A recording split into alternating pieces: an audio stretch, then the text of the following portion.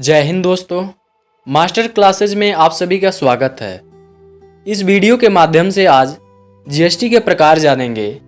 GST होता क्या है, सीजीएसटी होता क्या है, एसजीएसटी होता क्या है और आईजीएसटी होता क्या है। और इसके साथ जीएसटी के उस सभी सवालों को जवाब देंगे जो कमेंट्स के माध्यम से अलग अलग तरीके से हमारे पास मिले हैं। क्या क्या जीएसटी से प्रश्न पूछे जाते हैं, जीएसटी में क्या क्या प्रॉब्लम आती है, जीएसटी के अकॉर्डिंग क्या क्या चीज़ें हमको ध्यान में रखना चाहिए। जीएसटी को मूलतः हम भारत के अकॉर्डिंग ही समझेंगे, पढ़ेंगे। तो जानते हैं जीएसटी होता क्या है और जीएसटी क्या है। भारत में जीएसटी के प्रकार जीएसटी, सीजीएसटी, एसजीएसटी, आईजीएसटी, इन सभी को जानने के लिए हम इस वीडियो में लंबे समय तक थोड़ा बने रहेंगे और हम उम्मीद करते हैं कि आप पेन और कॉपी लेकर ज़रूर बैठेंगे। यदि आप अच्छे स्टूडेंट्स हैं, आप अच्छे कल्चर से जुड़े हैं, आप एक अच्छे वीडियो देखने वाले हैं, टाइम इन्वेस्ट नहीं करने वाले हैं, तो आप बाकायदा टाइम इन्वेस्ट नहीं करेंगे। तो जानते हैं भारत में जीएसटी ने सर्विस टैक्स, वैट और एक्सरसाइज ड्यूटी जैसे कई अन्य करों को बदल दिया है। जीएसटी अधिनियम 29 मार्च 2017 को पारित किया गया था और इसे 1 जुलाई 2017 को भारत सरकार द्वारा पारित 101वां संवैधानिक संशोधन बनाने के लिए लागू किया गया था। जीएसटी पूरे भारत में एक स्वतंत्र और सिंगल टैक्स कानून है। जीएसटी के विभिन्न प्रकार होते हैं, जैसे आप सुने ही हैं अभी कुछ समय पहले, सीजीएसटी भी होता है, एसजीएसटी होता है, यूटीजीएसटी होता है और आईजीएसटी होता है और कानून पूरे देश के लिए समान है। जीएसटी सप्लाई की गई वस्तुओं और सेवाओं और उनके मूल्यों के आधार पर भिन्न भिन्न होता है। प्रमुख टैक्स स्लैब में 0%, 5%, 12%, 18% और 20%, 28% होता है। सस्ता और आवश्यक सामान और सेवाएं 0% श्रेणी में आती हैं, जबकि अधिक महंगी और लग्जरी सामान 28 यानी कि 28% के अंतर्गत आती हैं। भारत में जीएसटी के प्रकार जो निम्नवत रूप से बताए गए हैं वह सीजीएसटी, एसजीएसटी, यूटीजीएसटी और आईजीएसटी को विशिष्ट कर दरें में रखा गया है। ये दरें भारत सरकार द्वारा तय की गई हैं और इसी दर से लागू होगी जैसे सरकार द्वारा तय किया जाएगा। आपको एक कॉन्फिडेंस से पढ़ना चाहिए, समझना चाहिए, याद रखना चाहिए। हमको एक बार पढ़ना है, बार बार नहीं पढ़ना है। पूछ करें, सुने, देखें, समझें, लिखें और इसको ऑल कंसेप्ट को क्लियर करते चलें। जीएसटी कितने प्रकार के होते हैं? जीएसटी के 3 प्रकार होते हैं। प्रश्न ये भी आता है। सीजीएसटी केंद्रीय माल एवं सेवा कर, इसका फुल फॉर्म होता है। एसजीएसटी राज्य वस्तु एवं सेवा कर होता है। यूटीजीएसटी केंद्र शासित प्रदेश माल एवं सेवा कर होता है। आईजीएसटी एकीकृत माल एवं सेवा कर होता है। तो हम जानेंगे इनके अंतर्गत। आखिर में इसमें तो फुल फॉर्म की वजह से ये सारी चीज़ें समझ तो आ नहीं पाएंगी, तो इसको थोड़ा हम ओपनली जानते हैं। एसजीएसटी क्या होता है? राज्य वस्तु और सेवा कर जीएसटी के प्रकारों में एक से हैं, जिसे विशेष राज्यों के सरकार लागू करती है। राज्य सरकार राज्य के भीतर वस्तुओं और सेवाओं पर कर लगाती है। इंटरेस्टेड, उदाहरण के लिए मैसूर और राज्य सरकार एकत्रित राजस्व का एकमात्र लाभार्थी है। SGST lottery tax, luxury tax, VAT, purchase tax और सेल्स टैक्स जैसे विभिन्न राज्य स्तरीय करों को जगह लेता है। हालांकि अगर माल का लेन देन इंटरस्टेट राज्य के बाहर है तो एसजीएसटी और सीजीएसटी दोनों लागू होते हैं, लेकिन अगर राज्य के भीतर वस्तु और सेवाओं का लेन देन होता है तो केवल एसजीएसटी लगता है। जीएसटी की दर 2 प्रकार के जीएसटी में समान रूप में विभाजित हैं। उदाहरण के लिए हम जान सकते हैं, जब व्यापारी अपने राज्य के भीतर अपनी वस्तुओं को बेचते हैं तो उन्हें एसजीएसटी और सीजीएसटी का भुगतान करना पड़ता है।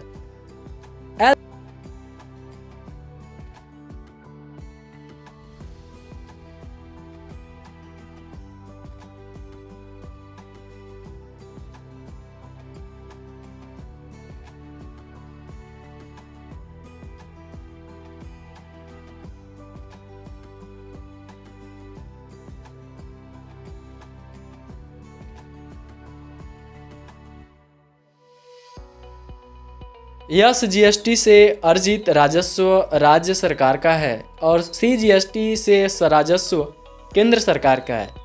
विभिन्न वस्तुओं और सेवाओं का एस जीएसटी समय समय पर प्रकाशित सरकारी अधिसूचना पर निर्भर करता है। एस जीएसटी की दरें जो होती हैं वो माल होती हैं और जीएसटी पर लागू होती हैं। दोनों एक दूसरे पे डिपेंड होती हैं। जैसे आम खाद्य सामान, चाय, नमक, मसाले, चीनी इत्यादि, इन सभी वस्तुओं पे 2.5 यानी कि 2.5% एस जीएसटी को लगाया जाता है। अब नेक्स्ट में है प्रोसेस्ड खाद्य पदार्थ, जो कि 6% तक एस जीएसटी को लागू किया जाता है। इलेक्ट्रॉनिक सामान के लिए आपको 9% यानी कि 9% एस जीएसटी को लागू किया जाता है। और नेक्स्ट में कैपिटल गुड्स, प्रसाधन सामग्री आदि के लिए 14% तक जीएसटी को लागू किया जाता है, जो एस जीएसटी के अंतर्गत आते हैं। सीजीएसटी क्या है? केंद्रीय वस्तु और सेवा कर वस्तुओं और सेवाओं के इंटरेस्टेड राज्य के भीतर अप्लाई सप्लाई कर लागू होता है। केंद्र सरकार इस पर टैक्स लगाती है।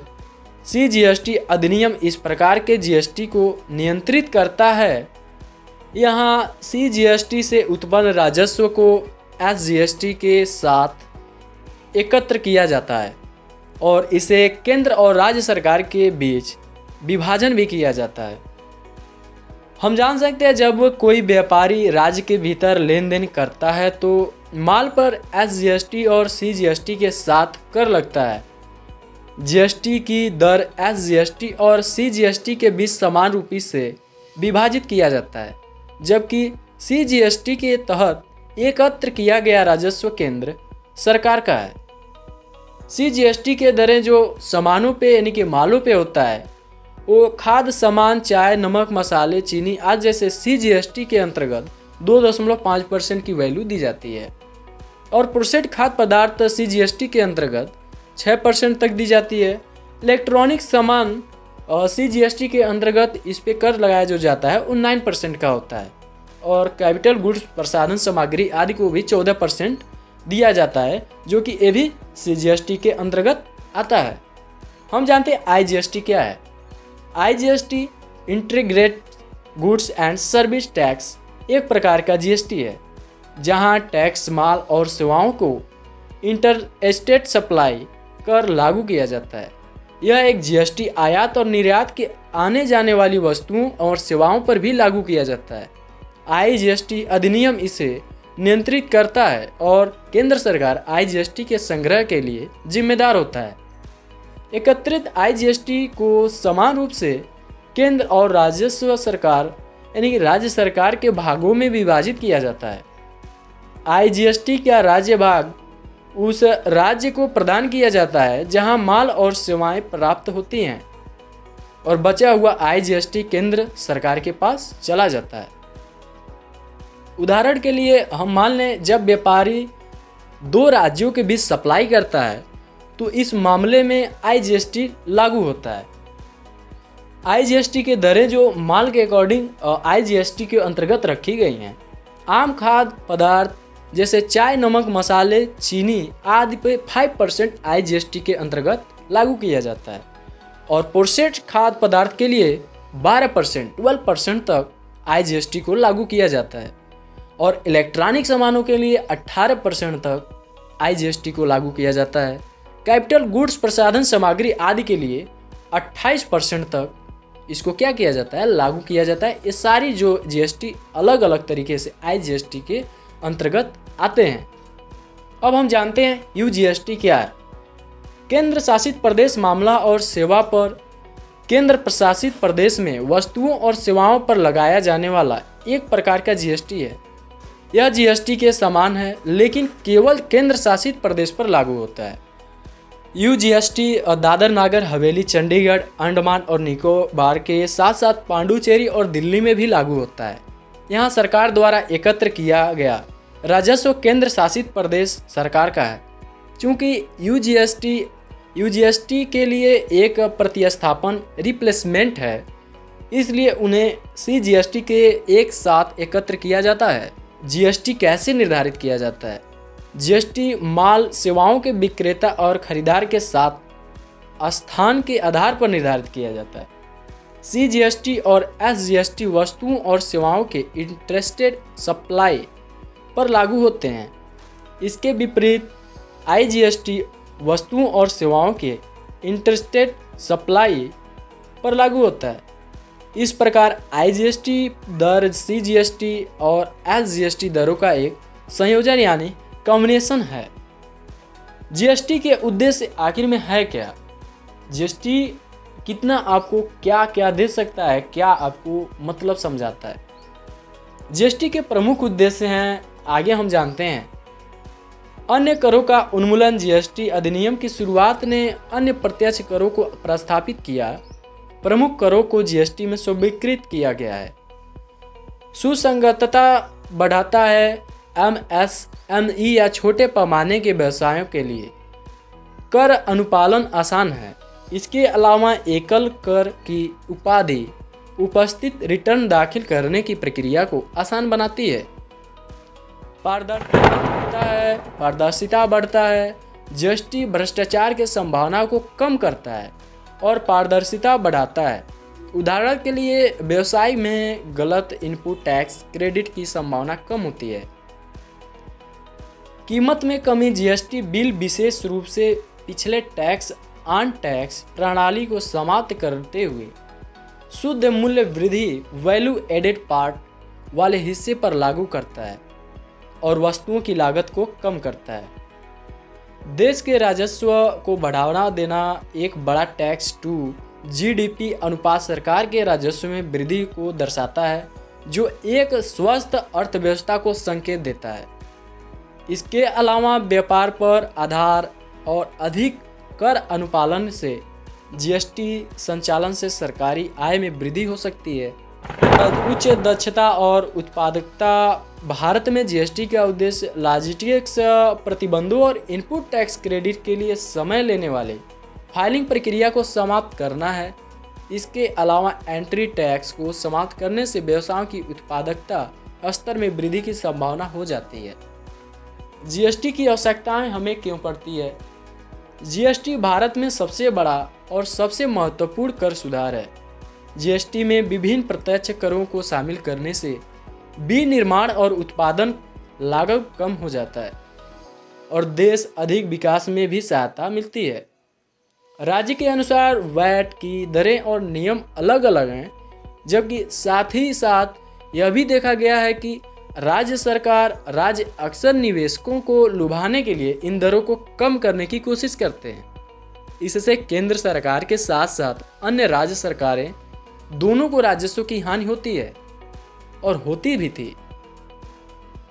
दूसरी ओर GST सभी राज्यों में मानक स्टैंडर्ड्स कर नियमों को लागू करता है, जिसमें व्यवसायों की एक विस्तृत श्रृंखला शामिल होती है।